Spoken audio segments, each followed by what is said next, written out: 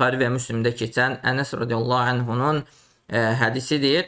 Böyük şəfaət barəsində olan zikirdir, hansı ki insanlar həmin o gün məhşərdə toplandıqları zaman, həmin o şiddətin, çətinliyin içində olduqları zaman bəziləri duracaqlar, deyəcəklər ki, gedək, yəni Adəm əleyhissalamdan şəfaət tələb eləyək ki, Allah qatında bizə şəfaətçi olsun və gələcəklər, deyəcəklər ki, ey Adəm, sən bəşəriyyətin atasısan, Allah Taala səni öz əlləri ilə yaradıb, Allah qatında bizim üçün şəfaət et, bizim düşdüyümüz halı görmürsənmi?